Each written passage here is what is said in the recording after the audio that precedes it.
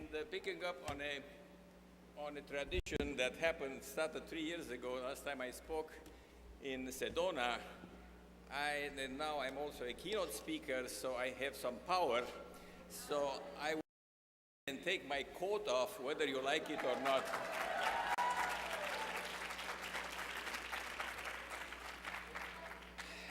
It's amazing to look at this place. I understand that this is a triumph of will, vision, and brain power, and certainly President Ilchili has them all and got this coming out, as I understand, literally out of the ground in a few weeks. So it's a great privilege to be invited here. And the topic that I'm going to talk to you is really rather convoluted because I cannot just talk about what I'm doing. I have to talk about what I find out what I'm doing and while reading to understand what I'm doing. Which means that as my talk is scheduled for 1 hour and 20 minutes, I know that you are all into brain power, but I also know that not all of you have gotten to the master level of brain power, so I will give you a 4-minute break in the middle. Now, the other thing that seems to be a tradition is for me to get to these meetings, there is an adventure. Those of you who were there 3 years ago remember the funny things that happened on my way to the potholes going to Sedona. So this time I was prepared. I knew there are no potholes. I knew that I'm renting a car at LaGuardia, and I knew that my only more difficult goal is to reach the George Washington Bridge, after which I'm somewhere in the plains of New Jersey, nothing can stop me. On top of it, I felt very secure because I'm coming here to a Dan Brain, and I'm driving a Korean SUV. What can be better? And I also have a great GPS. Well, what I didn't count on is that in New York, when you hit the Bronx, the highways have a way, instead of getting really clearly out, there are lots of Y branches. So the bottom line is that I spent the first hour of my trip crisscrossing the Bronx, which for those of you who are not living in the States, it's not a tourist destination. So finally, I hit, of course, in the meantime, rush hour. Finally, I see the bridge. I see that there is no other way I can miss it. So I'm trying to relax and going slowly, and then suddenly I slammed the brakes. The Kia cars have very good brakes, lucky for me. Why? Because a car on the right side decided to use the several feet that were between the two cars and swerve in front of me. And the car was driven by a young female teenager, also fairly good looking, as I could realize. Now, why is that noteworthy? For two reasons. Because when you do these kind of things, you cannot get in the line, so you are crisscrossed. So I had a good look at her. You're in an angle, and you block everybody behind you on the other lane as well. So who would do that but a teenager? Remember that. It will come back later in the talk. All right, enough of that. So the plan is to tell you who am I or what am I doing, a definition of BrainSpect and a few things about implementation, some basic anatomical structure, indication and examples of general clinical use, and the conclusions of part 1. And then on part 2, I entitled it From BrainSpect to Neuroscience and Back, and leave hopefully some time for discussions. So how do I spend a great part of my day? Does that sound like a question taken out of the Power Brain book? Well, I'm a nuclear medicine physician, and I'm using BrainSpect for helping physicians, psychologists, school counselors, social workers, and families figure out why Johnny and Jeannie have problems. or why Papa John or Mama Jean act strangely, and assorted other problems in between. It just dawned on me today during the opening ceremony that I have a leitmotif or a slogan that I can attach to my talk. Last time, 3 years ago, I said, well, I introduced the audience to not only footprints, but brain prints. Now I realize that what I'm doing is to heal the brain in order to be able to train the brain. So I seem to be an intrinsic part of brain power because you cannot train something that doesn't function properly. And this is the example of what I'm doing. Of course, we'll get into more details, but if you look at the upper row, this is Johnny who is in trouble. You see red hot and white spots there. You'll see later on what they mean. And here you have Papa John, actually it's Mama Jeannie, who is in trouble having these big areas here and suffering from dementia. So this is in a nutshell what I'm going to talk to you about it, and this is as summarizing as I can make it. BrainSpect is, of course, a frightening acronym, single photon emission computed tomography. Who cares? It's just based on gamma rays originating inside the body from an injection that we give. And then a gamma camera is used to detect the gamma rays originating in the body, in our case, originating in the gray matter of the brain. And the result of this three-dimensional display of the brain is that it provides functional information about the brain's activity. Functional. It's a term that will come back, and it's very important. This is how we're doing it. This is the gamma camera on the right here that you're right here that we're using, the triple head camera, and the patient sits in there for about 20 minutes. And as I said before, it's just before that is a plain, simple injection intravenously, and that is all that the patient has to suffer through. Now, everything that you will see here will be in color, and there are good reasons for that I won't get into, but suffice it to say that that's what I'm using, and that's what you have to learn about. So how do I train you in the color scale? Very simple for those who are a little bit higher in age, because they remember the good old geography maps, which were all had this kind of color code. Of course, the younger generation have all kinds of strange geography displays of isobars and all kinds of shades and so on. But in the good old days, you had the deep blue oceans in dark blue, then the shallow water in light blue, then the marshes in dark green, the plains in green, the meadows in yellow-brown, mountains in red, and there was always snow on top of the high mountains. And because I needed this black top here, I say snow on top of Mount Fuji, Japan, which is surrounded by snow, but when you look inside the crater, it's pitch dark. So when you see white, it's more than when you see yellow, and black is at the top, black in the middle of white is the top. That means the area that is most active. That's what we are aiming to detect, areas which are more active and areas which are are less active. So now you know about this, and you know more about the color scale than even many physicians. So we can continue and give you another very brief idea of what we're doing. You can slice and dice the brain in different ways. You can slice it transversally, you can slice it coronally, as it's called, or the way you slice a cucumber, and then you can slice it along the long axis. And then you can do three-dimensional displays with different thresholds that show a hole here, and you see the hole here on this surface display, which only look at the surface image. I will point out to you what is important. So just to have for those more technically minded, I had to give at least a few glimpses of what we are doing here. We're looking at the brain.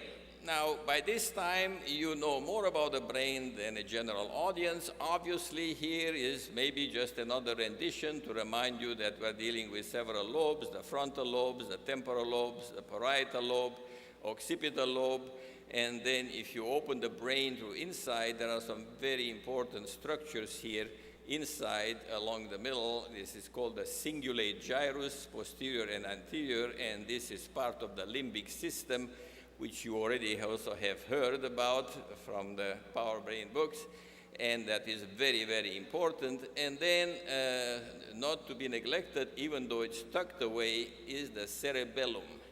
And the cerebellum is here, is here, is here, and is here.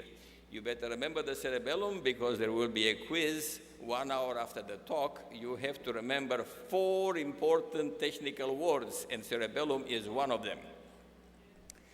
So there is another view inside. This is that cingulate gyrus I was mentioning to you, if I can find the mouse. Okay, here it is, the cingulate gyrus. And then we have central nuclei here called the basal ganglia and the thalamus, and again the cerebellum tucked under the occipital lobe. You may want also to remember this area. See, the area that touches the cerebellum is called the fusiform gyrus, and there will be a very interesting reference to this part of the occipital brain and which touches the cerebellum in the second part of the talk. So what I get in front of me when I have to read is this.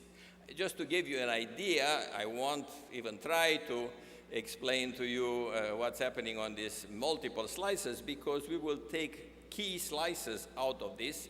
But you see here all the way we can slice and dice the brain. And then you have here the MTV, which is not a television program, not a music television, it's the multiple thresholded volumes.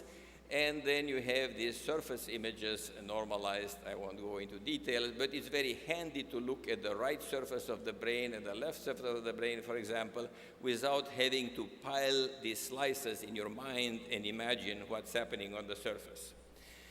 So here, now to give you right away an idea, I took the key slices out of 3 types of studies. So now we have a limited amount of slices. Some of them even have arrows here and legends, but we won't go into these details. But I want you to look, for example, at this row here. There is no problem finding these big green areas, which indicate, in this case, an Alzheimer's disease. Now, in the contradistinction here is a youngster, which is the type of genie gets into trouble, where everything is red and white. It's a hypercharged, hyperperfused brain, which is poised for potentially lots of mischiefs. And then here is an adult normal in which we are looking for right and left to be symmetrical, pretty much symmetrical, and we are looking for no significant holes like we have here or no significant hot spots except for the posterior part here, and that is something that we cannot help. That corresponds to the area where the visual input is processed. And the visual input is always one of the area that functions at a high level, so that area is normally hyperperfused, as we say. There is more blood flow coming to it. That means it functions more. Some people have tried to say that this is particularly hot in women because the women, as they say, have always not only their antennas, but their eyes open, they detect everything, not that the husband who comes home with all the furniture changed and doesn't notice. So that explanation didn't quite hold. I have enough men also with the occipital area hot. Maybe there are men with more feminine qualities, I don't know. All right, so here again, what the message that I want to give you is not so much here a clinical detail and how and why. There will be a few cases I will give you the story, but what I want you to realize is that especially that this method is not wide known, and there are some people who are criticizing this method for the wrong reasons. If you look at these 5 rows here, nobody can argue that there are major differences, and what these are, all these arrows correspond to the variety of structures outside and inside the brain. And you can see, for example, here in this posterior cingulate, which is labeled with figure 2, you have a very hot spot. Here it's not there. Here it's not there. Here it's a little bit. if you look inside at the thalamus here, very important, see the bullseye, remember the volcano? This is the Mount Fuji, right in the middle there in what is called the thalamus. Now this thalamus is very hot and circular. This one is asymmetric. This one is not so hot. This is very often seen in depression. There's part of the limbic system which involves this part of the structure of the thalamus. So in depression, it is hyper-perfused, hyper-functioning. Or there you can see here, and we'll talk about this patient later on. This is the same patient before and after treatment. Something white appears here that was not there. Those are called the basal ganglia, the caudate and the putamen, and they are the hallmark, among other things, of anxiety. So the idea is that nobody in his right mind, given these kind of displays, which you will not find at St. Elsewell Hospital, there are very few places in the country who do good work on brain spec, and practically nobody has this type of detailed display.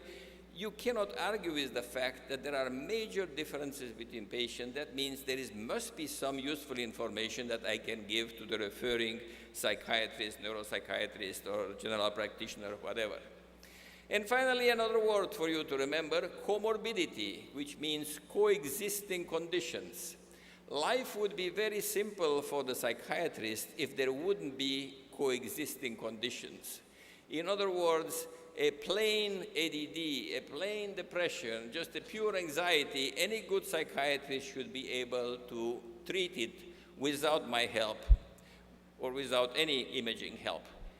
But what is happening in life is that there is not one, but two, but three, but four, sometimes 5 coexisting conditions, and sometimes if you start treating one, you mess up the other one. So that's where the usefulness of brain spec comes. So we'll start to look in children and adolescents. And as an example, in ADHD, if you have pure ADHD, again, everybody can treat it, but look at the list of potential other conditions that can go with ADHD. It is absolutely mind-boggling, especially that you can have an anxiety or a substance abuse superimposed on ADHD and on a developmental disorder, whether that is autism or on a learning disability, whatever the type of learning disability is, or on personality disorders, or on seizure disorders, or, God forbid, on the consequence of a brain trauma. So suddenly, you find the common story that the patient went to 1, 2, 3, 4, 5 specialists, and Johnny is still off the wall. This is an example of a Johnny off the wall, and you can see here that he has all kinds of red and white area on the surfaces, on the anterior view. Here you look at the brain from anteriorly, and on the sides in these temporal lobes, which are very, very important for many mood and many episodic events. And then if you look inside in the cingulate gyrus, it's hot here, and if you look inside here, what is called the putamen part of the basal ganglia is red hot. So he has multiple areas, so the question here is very often, whatever the treatment was when you come back, what is it that you're going to do? And I won't go into details here, but suffice it to say that most of the time you have a clear idea that there is one first thing that needs to be done. Here is an older patient, 18 years old, also off the scale in hot areas. So whatever other manifestations this child has, if the physician doesn't know this information, he may treat him, for example, for his ADHD component by giving stimulants. Now, if you give stimulants on a brain which is red hot, hyper-functioning, it's the same thing as the traditional gasoline upon the fire. You're going to make matters worse. So the first thing that the psychiatrist has to do, or the neuropsychiatrist, or whoever treats the patient, is to bring this area down. And there are classes of drugs that are known to be able to slow down hyperactive areas, called mood stabilizers, even some of the anti-epileptic drugs, that you start by bringing those areas down, and then you can attend to whatever other problem there is. Here I wanted to give you again, without going too much into the story, but these two lines on top and these two lines on the bottom are for siblings. The top guy is a boy, the bottom line is a girl, 15 and 16-year-old, so very close in age. There are no significant differences between male and females. I had a funny slide about that, but there is no time for it.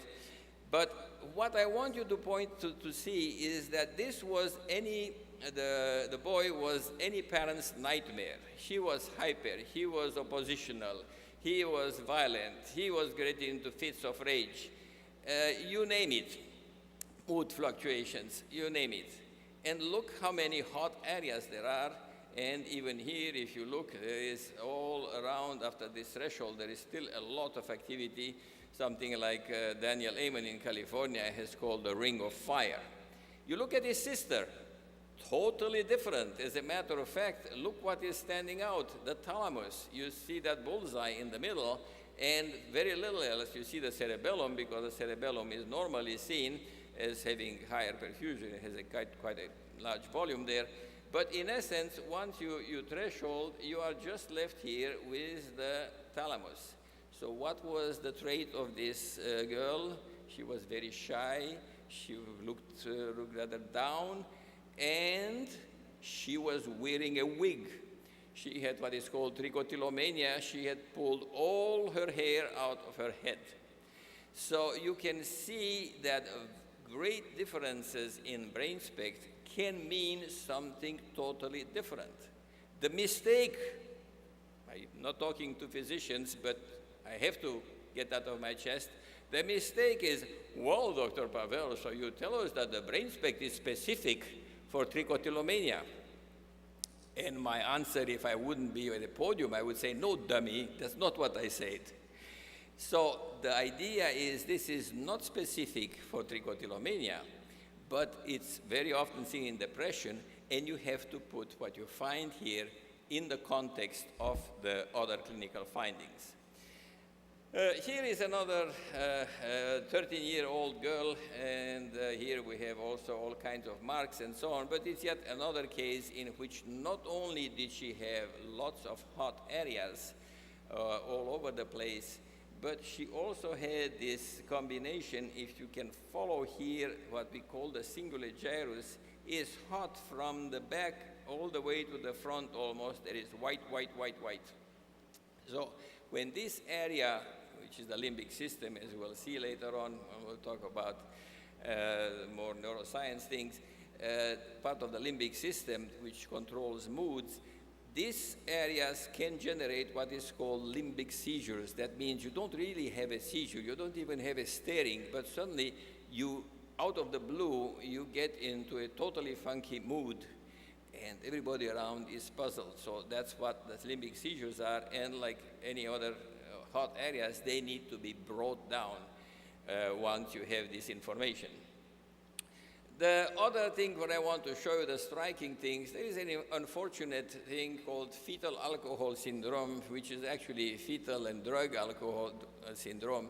You know, the children who are born from mother which are alcoholic and alcoholic with drugs and so on. And those kids wind up very often in adoption or foster homes, very dedicated parents. But years later, these at 9 and these at 10, they come with all kinds of symptoms.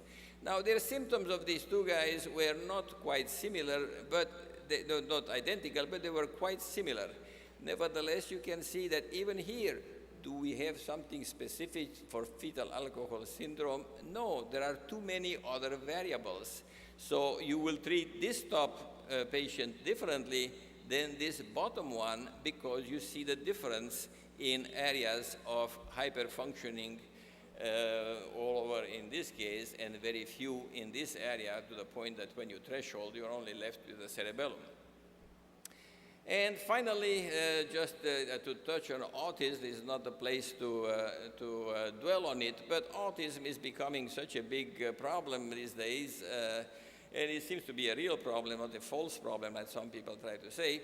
So the question also is, well, Dr. Pavel, is brain spec specific for autism? Or should every autistic kid have a brain spec? And the answer is no and no. The problem with autism, like with other diseases, is that it is virtually always surrounded by comorbidity, coexisting conditions. And in this particular case, you can see a bullseye right here on the right temporal lobe, which, besides the other hot areas, cries for action. So the question is, if the treating physician knows about this and starts treating the comorbidity, he will not cure autism, but will certainly improve the quality of life of the children and, of course, of the family.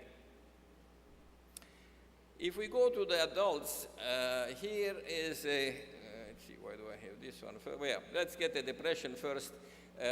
This is a little bit like the patient with trichotillomania, except that it's so bad that the thalamus is so hot that it puts everything else down in relative terms. So you can see that once you threshold again, you are left with the thalamus. So this is a case where the depression was so bad, and as often happens in depression, it's not only a technical artifact, but it's true that there is a lot of consequences for untreated depression on the cortical areas and the frontal areas of the brain.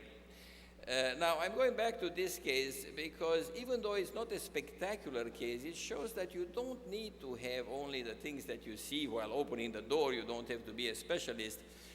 But even these subtle changes, this was a lovely 45-year-old lady who, for the past 6 or 7 years, especially after her, I think her second pregnancy, went into postpartum depression, but that kind of seemed to be cured. But from there on, she also had a car accident without too much involvement from what I get from the history. But the bottom line was that she was getting incapable to hold a job, was barely able to stand her children, and was starting to act really strangely. Like one of the things that really brought her to realization that something wrong is she takes her, I don't know, 1-2-year-old child in the back seat and goes to the store.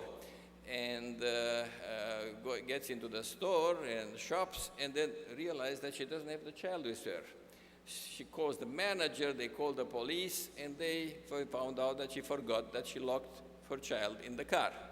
Now, this is pretty serious thinking problem. And if you look here, what is happening, if you look at these lateral views, you see that all the frontal part, the anterior part of the brain on both sides, it's definitely lower than the back parts. And if you look here from front, you start seeing some green areas which indicate hypoperfusion right here in an area which corresponds to the dorsolateral prefrontal cortex, which is another term that I'm going to drill on you today. So that's where a lot of judgment, decision-making, and learning from mistakes, etc., is coming. So she also had the hot thalamus, so she needed a treatment for the depression, but she needed a treatment for depression not with the classic antiepileptics, so I won't go into any details. There are antidepressants of different types. So this was brought down, the thalamus, and then some stimulants were given after this was brought under control, and the bottom line is that this lady, which is a special place for me, is having a part-time job and is smiling. Now, why is she a special place? Because she got to me living in Ohio because she attended a national ADD conference in May last year where I gave a talk. So she got my name from there, and that's how she said, well, I think I fit in some of your cases, and so on and so forth. All right. Depression. Neurotoxic substances, are they a problem these days? Yes. Now, I have plenty of examples, but what I want to tell you here is that there is also an optimistic side. I mean, look at these lateral views here. Look at the salt and pepper. See all these green areas. That for a 19-year-old who used to be a star quarterback several years ago in his high school, and who was promising and so on, that doesn't look good. So when I first saw him here, he was working in a bar and admitted that he took ecstasy. According to him, he only took it once. Well, I wrote that down, but of course I didn't believe it. And I found out afterwards that he had a slew of drugs, and ecstasy was not that he is hypersensitive, it's that he added it to that. So look at holes all over the place. But luckily, this was a very nice guy, family very understanding, the first-class neuropsychiatrist. So treatment, and look what is happening some 2 years later, 14 months later. Look at the total difference. See those holes? They are practically gone or very much minimized. But you see this huge white area, which means anxiety. At that time, I wasn't there when the scan was done. So when I talked to the neuropsychiatrist a week later, I said, Tom, what's happening? This guy is really improving. It's remarkable what you did. But what is going on with his basal ganglia? Is he anxious or something? So he said, you bet he is. Now that he is better, he is realizing how much work he has to do to get back on track, to get back to college, and he's incredibly anxious. Can he turn his life away? So anxiety shots up in this basal ganglia, and based on this information, the neuropsychiatrist put him also on anxiolytics, which helped the situation. Brain trauma, extremely sad set of situation. Here you see this guy who was hit by one of those old-fashioned glass Coke bottles right here over the temple. He didn't fracture the skull. Obviously, he needed some stitches here, but he changed completely. 19-year-old, at that time he was 18-year-old, changed completely and became irrational and irascible and moody and made poor decisions. So what you can see here, that there is a well-defined green area here which corresponds pretty much to the part of the trauma. MRI, by the way, and CT were normal. So that shows again that structure doesn't necessarily indicate function. But in addition to this, you find that this guy had also a very hot area in the anterior cingulate. He had some more hot areas here. So not only can you see the hits, but you can also see compensation of the brain. But in addition, what we have learned since, because I had 2 more cases, look at that. This is his lesion that is contiguous to the frontal lobe here, but this area is in the temporal lobe. There is a significant abnormality in the temporal lobe. So we have learned that this is a very poor prognosis combination. When you have both anterior frontal lobe and temporal abnormalities, it's very difficult. So indeed, this guy turned out to be unreceptive to all the helps and so on. So we lost track of him, but the last we heard is that he got into drugs also, he was not doing well. So that's the consequence of a more direct trauma. But then you can have here patients which have over the past year, had multiple car accidents without loss of consciousness, but with enough shaking. And he was depressed, then was better. Recently, he went to the nursing school at age 50. Well, that may be a rational decision or not.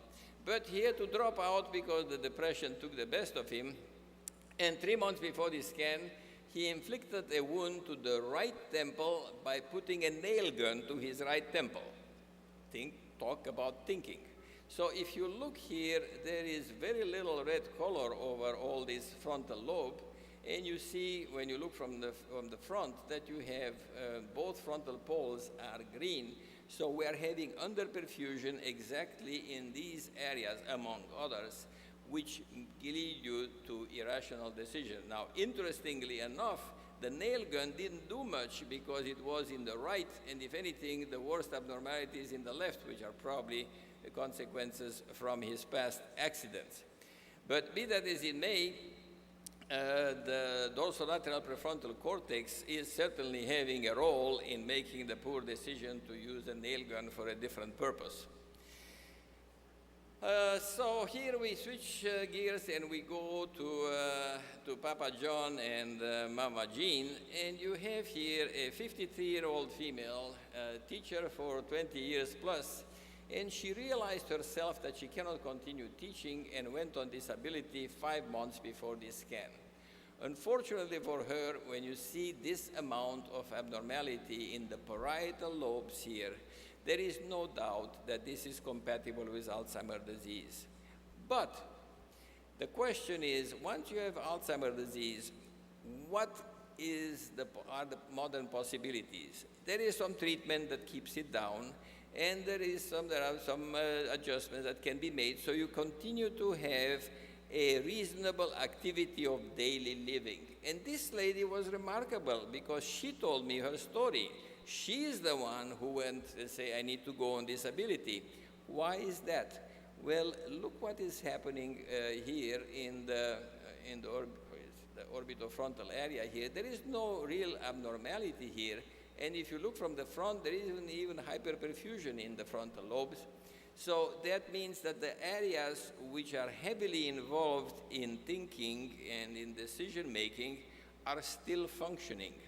So it's all a matter also where the degeneration takes place. This is the opposite situation here. Now you can see that the abnormality is very clearly located here. There is a big part of the frontal lobe which appears like missing. It's not missing, but which is badly degenerated here. If you look from the front of the head, you see on the right side here, all this area is very damaged. So what are going to be the symptoms for this? The first thing is what is called executive function is failing. That means you are incapable to make good decisions. And this guy was still 6 months before this scan was a professional. He was still in the profession, even though he was finally, his license was removed for the things he was doing and for some of the private things in private life, what he was doing. So you lose the benefit of rationality when the lesion is so evident, so widespread, and is in the frontal lobe. Okay, now, briefly about treatment. As far as treatment goes, it encompasses a lot of territory, and there are versions, controversy, and biases, so I will not try to sort things out.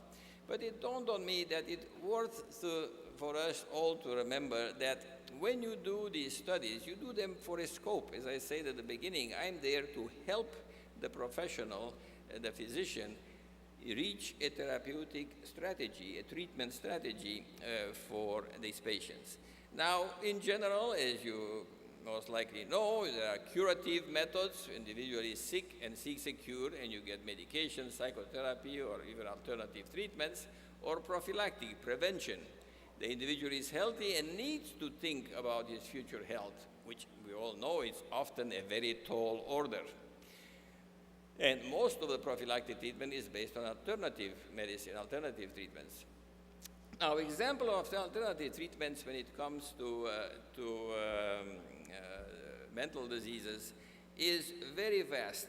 I kind of classify them in highly specialized and others.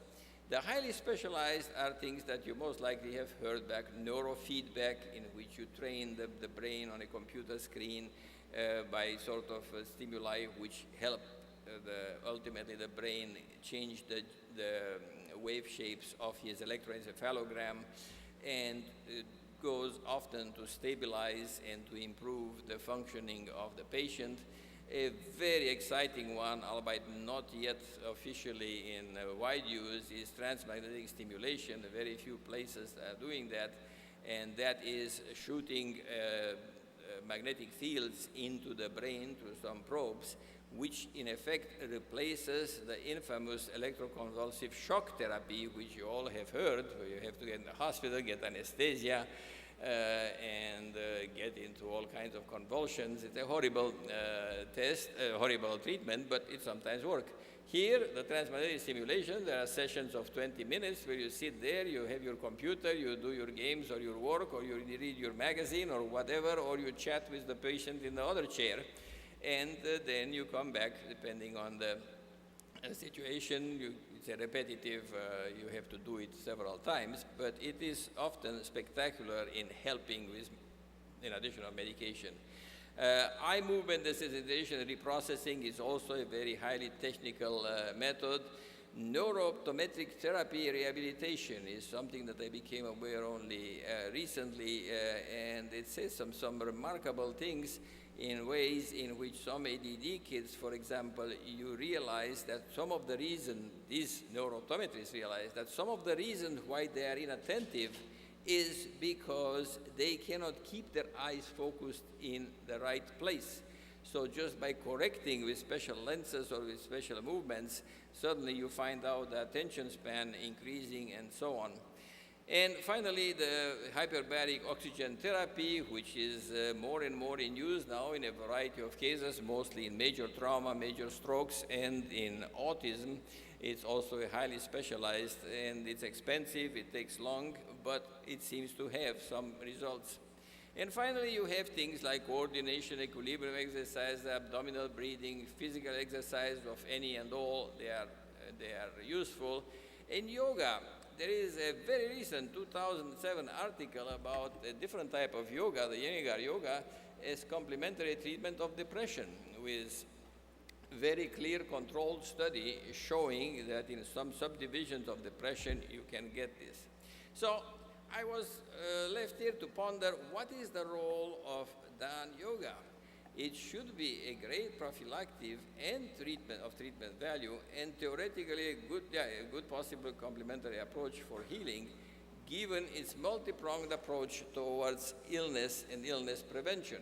You have on one hand the healer therapy, which you will hear today. One of the guests here is following this very closely with a group in Sedona. But even just the Dhan yoga itself is a tremendous prophylactic preventive value, and it is more encompassing than just a simple standard yoga at the session at the health club or a Pilates or whatever. All right, so we're approaching the end of this. This is a slogan that you have to remember. BrainSpec gives functional information. We talked about hyperactivity. They precede, they are appearing before the structural changes by a very long time, often by very long time intervals, which means that it doesn't help to get an MRI no matter how good that MRI machine is, because it gives you structural information. So, this is an example. This is a slice of an MRI, and these are 8 other patients. Of course, none of this is a standard MRI slice. I didn't get slices from these patients, but the concept is that we looked at it time and time again. If you look inside the brain here, this is where the putamen and the caudate head is, you will not find this incredible variety that appears on these images. This is the virtue of function versus morphology versus structure. Now, in case you did not get the message, look what is happening in case you are doing an MRI on a cadaver and you are doing a brain spec on a cadaver. Are you ready? The MRI is unchanged. As a matter of fact, textbooks are made with cadaver MRI so they can slice them and keep them in the MRI. It doesn't change. Here, you're left with the arrows. There is nothing, no function. Okay, hopefully the notion of functional. So here again, to remind you the great variety, some of the cases that we talked about, some that we didn't, the great variety that you can see on BrainSpec. And the conclusion to this is that when BrainSpec gives us a snapshot of the functional status of the brain at the time of injection, in children as well as in adults, it gives unique functional insights. It does this by virtue of looking at this color three-dimensional map, and this supports the clinician decision-making and or provides the staging, especially in these degenerative diseases. Well, you're not sure. Maybe Aunt Jeannie is starting to have something in the parietal lobe. let's look 6 months later and see if that's the area that grows. And there is emerging evidence that SPECT shortens the workup because you don't get into this shooting from the hip. Well, Johnny, it didn't work with this drug, but look, the radiopharmaceutical representative brought me now this drug, or let's try this one, and so on, and weeks and months go by. And now I hear somebody saying, my brain hurts, time for a 4-minute break.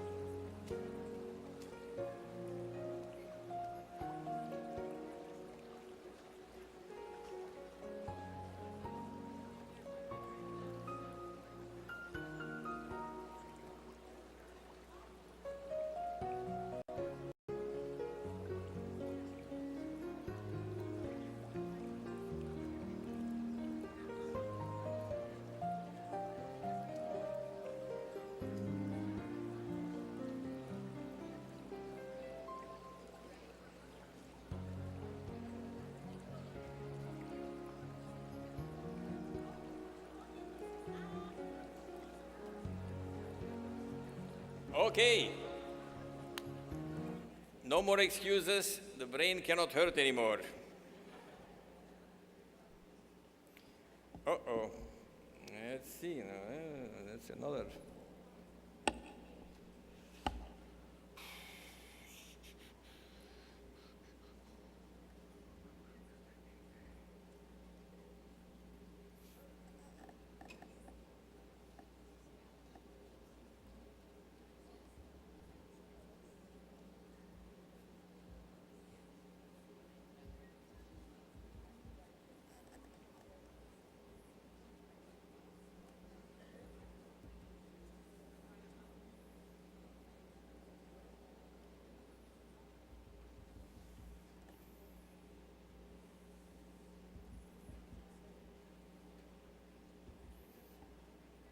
Anybody knows where the technical specialist is?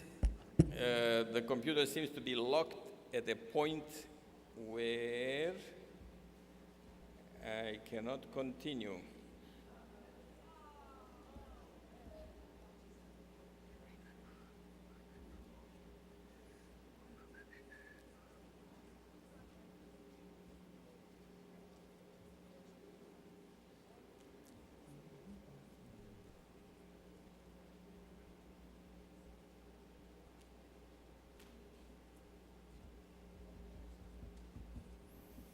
It's on the, where on the, this is the one, so it doesn't close anywhere, and thus I cannot get to part 2.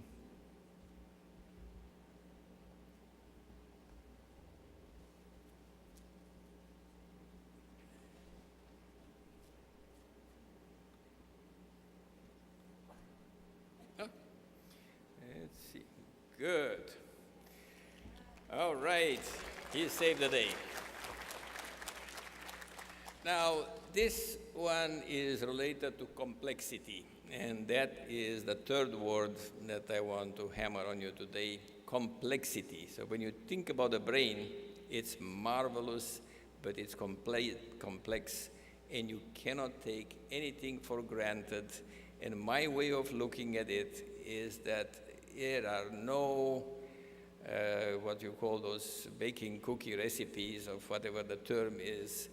Everything can be different from one case to another to a certain amount of degree.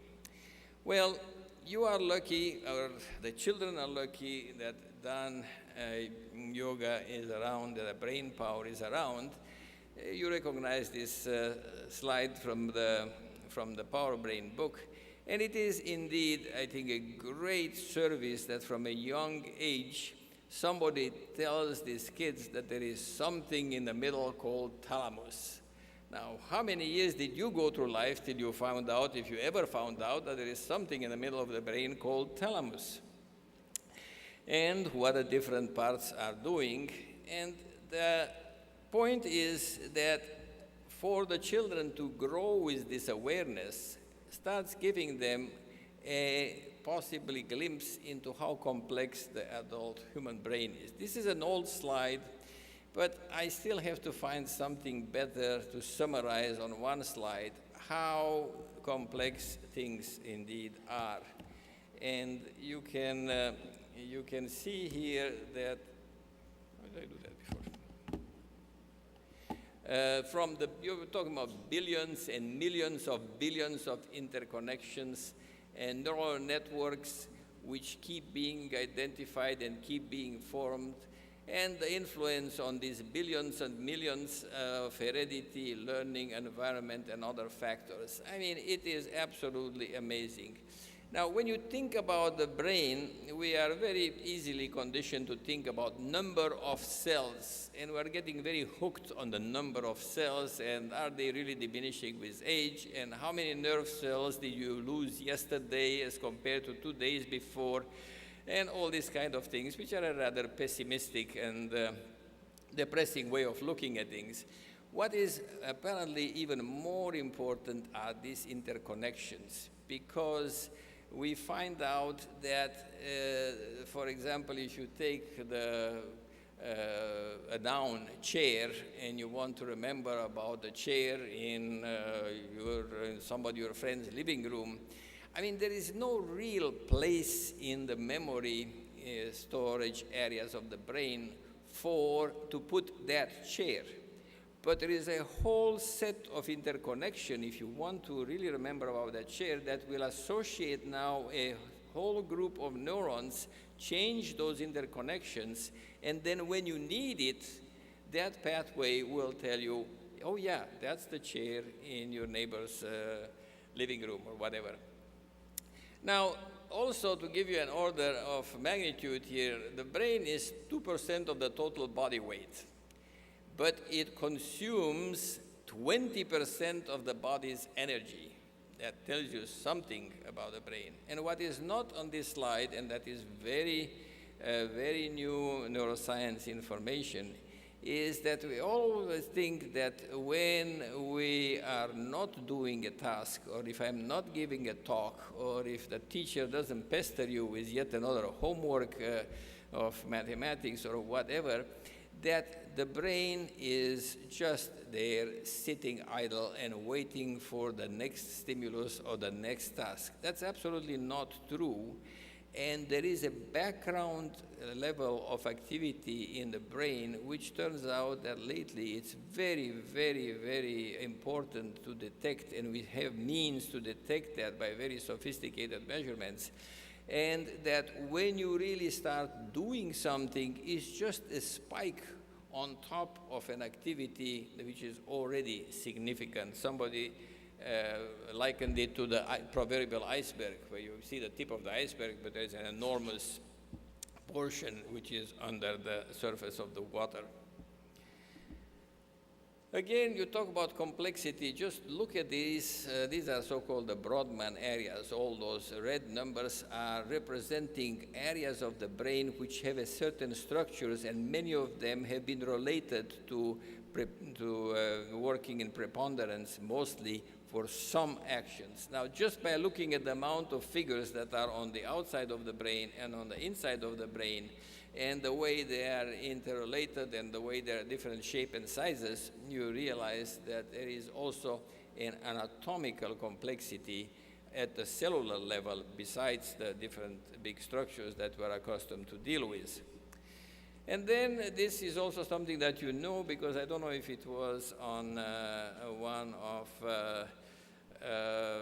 President Lee's talks or in one of the booklets. I know that I've seen that in the Dan Yoga materials, in which one way to subdivide the brain is in the ancient one, the reptilian brain, where all the instincts are residing, all the basic functions.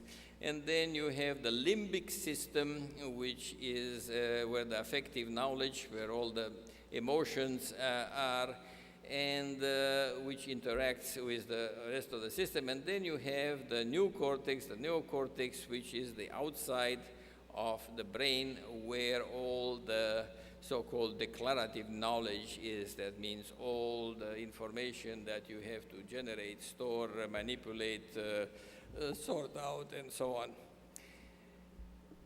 Now, speaking about functional subdivision in words, then the brainstem is the most primitive, and it's responsible really for self-preservation, like the fight or flight decisions that animals are making and that we have to make occasionally on dark alleys or whatever. And also the visceral functions, which includes anything from digestive to sexual libido and so on, which are under a lot under the effect of this brainstem. The limbic system can be called the reward center, where you have emotions, the anger, fear, love, hate, joy, and sadness, and also a reward center which evaluates the quality of some of the inputs that we are getting. There is an infamous portion, for example, which seems to be involved very much in addictions, drug addictions, and in gambling. So there are rewards, rewards, and rewards. Be aware. The cortex, they are handled by the same brain. Cortex is the rational brain. Here you do the intellectual tasks. Read, write, mathematics, decision-making, learning from experience. Now, classically, this hierarchical system was considered in which you have inferior versus superior structures. In other words, akin to a military command. The modern view is much more of an egalitarian system in which the brain functions as a unified whole akin to the orchestra, which still has to obey or be guided, but let's say, to a conductor. So that is the virtue of the new knowledge that we're having, which doesn't make things simpler. It would have been very nice to know that, wow, you have this lesion here, this is what you get. Now, the fact that the brain functions as a unified whole, the fact that the brain has this enormous amount of networks means also that there is a term that I like, that if there is an insult to the brain for whatever reason, the brain can go to graceful degradation. In other words, you just don't go from this level to this level, unless, of course, you take part of the brain out or you have a terrible accident.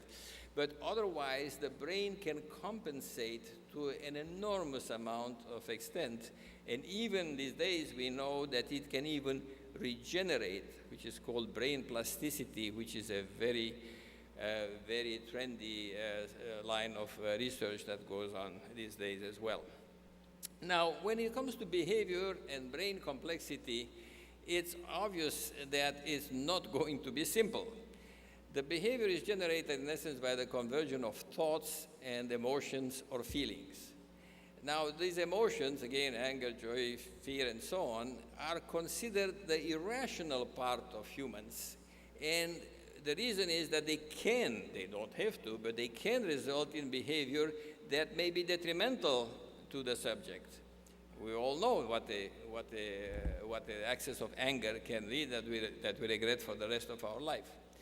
Now, the thoughts are the words that give mental content to hope, dreams, desires. The thoughts are what allows us to reason, weigh options, and assess consequences. Now, the emotions and thought, they coexist in this unified whole in normals. Now, every thought is given a positive or a negative valence or quality, as you say. So when you think about something, we don't realize that. But when you have something coming to your mind, because of past experience, which is called episodic memory, and because of the influence of the cingulate of the limbic system, you give that thought an emotional component. And what is absolutely fascinating is that is what allows us to prioritize or to make a decision about the actions that follow the thoughts. The simple example that blew my mind when I first read about it was choosing a restaurant. Here you are with your wife, significant other, or whatever. You say, where are we going? Which restaurant? Well, it turns out that you have a certain lesion in the brain that separates the front part of the frontal lobe, where you have the thoughts, from the part related to emotions. You cannot make a decision. You know 30 restaurants in your area, you cannot decide where to go. The same thing is happening for engineers who are making these supercomputers, trying to catch up with the brain, and they know this phenomenon that you can get to the point where the computer spins in endless cycles without being able to make a decision, even though it has this enormous data bank. Now, think about it. First I said, now, come on. But then I thought, well, what's happening when I get in the car with my wife to go to a restaurant? Very often we get to the fork in the road. Where are we going? Oh, whether we stop or I continue. But I suddenly realized, if I have something to say, and sometimes, most of the time she has something to say about it, but there is always tended with emotion. If I'm deciding, boy, I'm really pooped tonight, let's go someplace, close. Oh, this is close, we go there. Or if I'm in a romantic mood, I'll say, well, there's that new French restaurant somewhere which doesn't seem to be too expensive.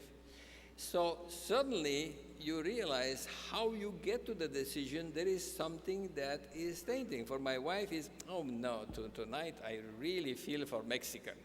Well, that lives around the slew of restaurants which are not Mexican.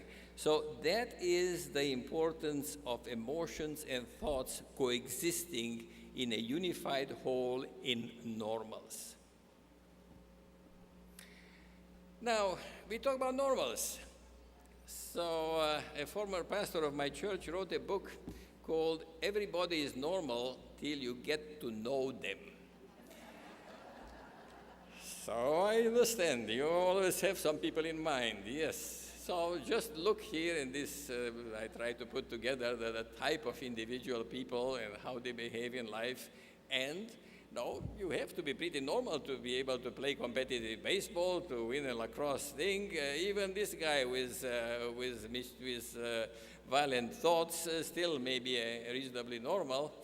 Whether you jump like that or take to bungee jumping, there is something. Some people may say you are crazy, but otherwise, biologically, you are normal.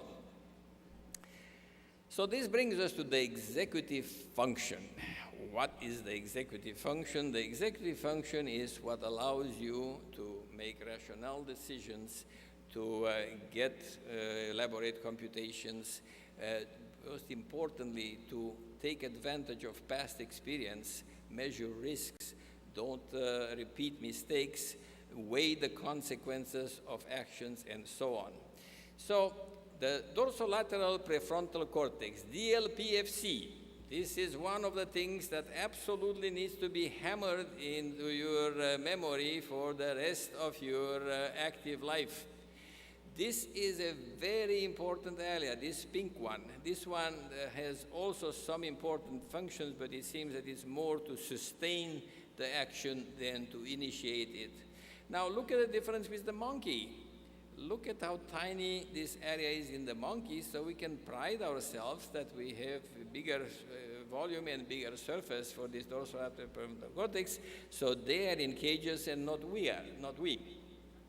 So dorsolateral prefrontal cortex. Now here, let's say on this section, it tells you that if a difficult task is given to solve a problem, a whole set of networks swing into action, connecting key areas. So this dorsolateral prefrontal cortex is not working in a vacuum. It's not a dictator. But look what it says here, goal. No other area in the brain deals with goals. Think about how sophisticated a system it will be for you to set goals. I know that some of you are very good at setting goals, some are not so good, but goals are goals. That's where they are originating. Then you have another area here located in the middle of the posterior parietal area called the precuneus and extending into the posterior cingulate, which is called the attention controller. Obviously, you cannot do something if you don't pay attention, or you cannot do it well. So this is an extremely important area because it's also degenerating first in Alzheimer's. So this again to show you about and this patient that you have seen before obviously is missing this area and cannot take these decisions. Well, I think that I will skip about memory because of the time, even though I want to mention that there is such a thing as called working memory, which is a very precious resource because it holds limited information in a temporarily accessible state for cognition functions. Example for you need for arithmetics, just to keep a conversation, not to forget what you said a minute ago. The problem is that this is wasted in various situations because things like anxiety are using part of the same memory capacity in the frontal lobe, look for working memory. That, for example, if you are anxious about a math test, you are sure that your math performance will be even lower. So that's why it's so important to decrease anxiety, and that's one of the things that your training in that yoga is so important. And again, this is the dorsolateral prefrontal cortex, which swings into action for this working memory. And the cerebellum. Just to tell you that the cerebellum is not just for motor coordination, it's involved in a lot of other things, including behavior, cognition, and moods. So don't discard the cerebellum. I will have to leave the synestate out because I want to come to this sequence of slides. Why is this happening? Well, because they are. This is what is missing. What is this area? The dorsolateral prefrontal cortex is not missing, but it's not mature. So now the lady has the answer. She asked me just about that. All right. So, consequences of complexity. Okay, let's skip through this. These are the 4 words that I told you about: complexity, dorsolateral, neural networks, and cerebellum. Neural networks. You want to be healthy, smiling, at peace, and be enlightened. Where do you go? Between the health club and the counselor and so on, they are good, but there's got to be a better way. So then you certainly decide to jump to the club. This is what some people are going. The club is no good. You go straight for enlightenment. You climb the mountain, and the guy tells you, no, go 3 mountains down. I'm the fitness guru. Enlightenment is 3 mountains down. So you really have to do what is best, and you are in the right place. It's up to you. You think, and think. No excuses. I've never heard of anyone pulling a muscle while thinking. And now, because this is for the, I could not resist, this is for your instructors and for the rooms filled with Korean saying and writings and so on, which are without translation and which are very nice, very important. So for them, I gave them this to see if they can read this.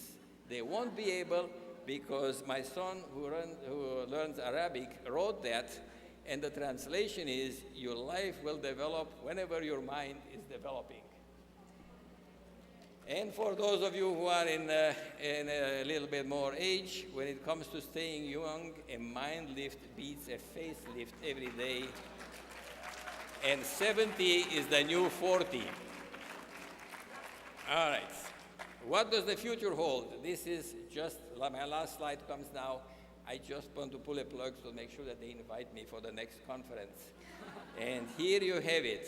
A recent ultra-sensitive brain spec revealed that subject X likes Ben & Jerry ice cream, wants a Ford, is a Republican, looks for males, drinks Coke, uses an Apple computer, likes Disneyland, jogs in Nikes, and perks up with Starbucks coffee. This is work in progress. We'll report the next meeting. Thank you.